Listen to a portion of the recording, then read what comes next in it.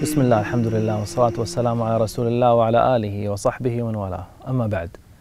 На протяжении человеческой истории откровение ниспосылалось с небес много раз. И каждый раз, как ниспосылалось откровение, бедные люди следовали за ним быстрее, чем богатые. Поэтому посланник Аллаха, да благословит его Аллах и приветствует, сказал: «Бедные войдут в рай на 500 лет раньше богатых». Во время моего путешествия я видел многих бедняков и обнаружил, что они придерживаются своей религии удивительным образом. Вот селение в Сомали. Все девочки в нем носят хиджаб, от первой до последней, и большие, и маленькие. Так что мы со съемочной группой поспорили, кто сможет найти девушку или маленькую девочку без хиджаба. В 15 лет все ходят в хиджабе, в 10 лет тоже, в 7 лет тоже в хиджабе, в 5 лет в хиджабе и даже в 3 года в хиджабе. Словно матери рождают девочку уже в комплекте с хиджабом. Я знаю, что для этих девочек хиджаб не ваджиб. И вы поймите, что я сейчас не призываю к тому, чтобы девочки носили хиджаб. Ясно, что я не это имею в виду. Просто посмотрите на их любовь к исламским обрядам и проявлениям. Они чувствуют, что именно это делает их отличительными. Посмотрите, насколько они горды и полны достоинства из-за этого хиджаба. Уважаемая моя сестра, разве сейчас не подходящее время для того, чтобы ты сказала Аллаху: «Да, я надену хиджаб ради тебя. Я надену его из-за моей любви к тебе, а не по какой-то другой причине. Я верю, что ты так и сделаешь, с соизволения Аллаха». Сейчас позвольте мне поговорить наедине с молодыми людьми. Как у вас дела с мечетью? Что ты думаешь, если я познакомлю тебя с моим другом в Йемене? Он инвалид, но каждый день ходит в мечеть. Причем иногда он вынужден добираться до нее ползком.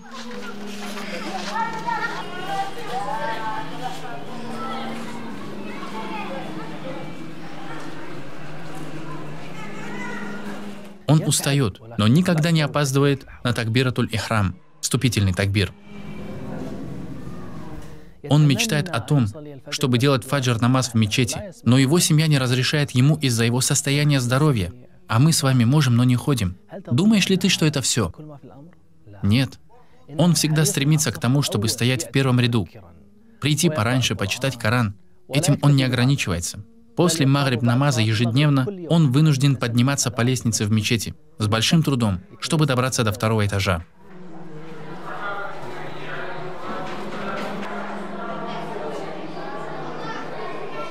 А что там на 2-м этаже?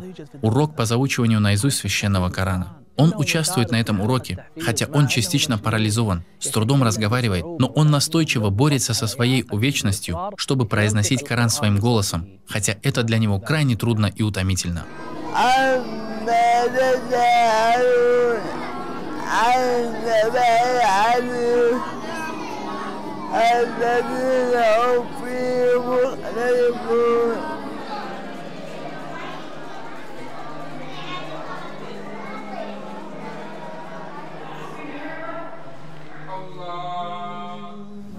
Ассаляму алейкум.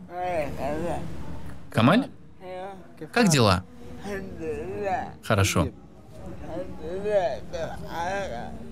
Хвала Аллаху, да сохранит тебя Аллах и благословит. Твой дом близко или далеко?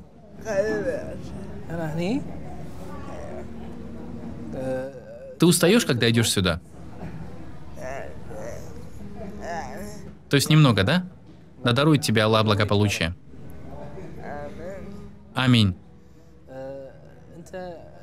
Ты каждый день приходишь в мечеть? Ты приходишь после азана или до азана?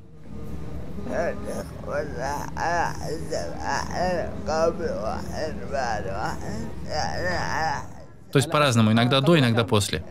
Пусть Аллах ведет тебя в рай. Да сохранит тебя Аллах. Я вижу какие-то отметины у него на ноге. Это у него натирается. Натирается? Какую бы обувь он ни надевал, она ему трет. Когда он надевает обувь, она быстро рвется. и недели не может проносить. Ему все трет. О, да облегчит Аллах. Спасибо, Камаль, да сохранит тебя Аллах. Давай, вставай. Дай руку, я тебе помогу, бисмилля. يا الله يلا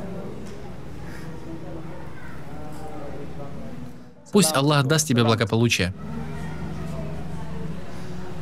Маша Аллах, ты быстро ходишь. كمال الحمد لله يلا Нет, ты, иншалла, не устанешь. Обгони меня. Давай на перегонки. После того, как он делает ночной намаз, он возвращается к себе домой. Но есть проблема – кромешная тьма. Как он может дойти до дома? Он привязывается к какому-нибудь молящемуся, который выходит из мечети, и тот помогает ему дойти до дома. И они освещают дорогу фонариками. Для чего все это? Он любит то, что любит Аллах. Это дом Аллаха. Я люблю дом Аллаха. Если я мучаюсь ради тебя, это для меня наслаждение. Когда я удаляюсь куда-то ради тебя, для меня это словно приближение. Ты для меня, как моя душа, только любимей. В любви мне достаточно того, что я люблю то, что любишь ты. Шри-Ланка не мусульманское государство. Мусульмане в нем меньшинство. И находятся они в 1000 километрах от исламских земель. Вместе с этим они придерживаются своей религии. Это селение на востоке Шри-Ланки. Его жители очень стремятся к тому, чтобы их дети учили Коран и читали по-арабски. Их дочери носят полный хиджаб, соответствующий шариату, так что ты можешь представить себе, как они были рады, когда мы приехали к ним в гости. Они чувствуют, будто арабы — это внуки сподвижников. Они нас очень торжественно и тепло встретили. Уважаемый брат, уважаемая сестра, если ты увидишь этих бедняков, которые не знают арабского языка и не учились так, как ты, не торопись сделать вывод, что мы лучше них. Клянусь Аллахом, среди них может быть какой-нибудь валиуллах, потому что в его сердце находится великая любовь к Всевышнему Аллаху, к его религии, к его посланнику, да благословит его Аллах и приветствует. Кто-то из нас может относиться к ним пренебрежительно, но ведь такой человек может быть вали Аллаха. Всевышний Аллах сказал в хадисе Кудси: «Я объявляю войну враждующему с тем, кто близок ко мне, то есть враждующему с моим вали. О Аллах, воспитай наши души. О Аллах, исправь наши сердца. О Аллах, направь нас к наилучшему нраву. Ведь воистину не направит нас к нему никто, кроме Тебя. О Аллах, мы просим Тебя сделать нас в раю из числа победителей, из тех, кто пройдет выше Фирдаус и будет сопровождать Твоего пророка, да благословит его Аллах и приветствует. Аминь, о Аллах, и хвала Аллаху, Господу миров».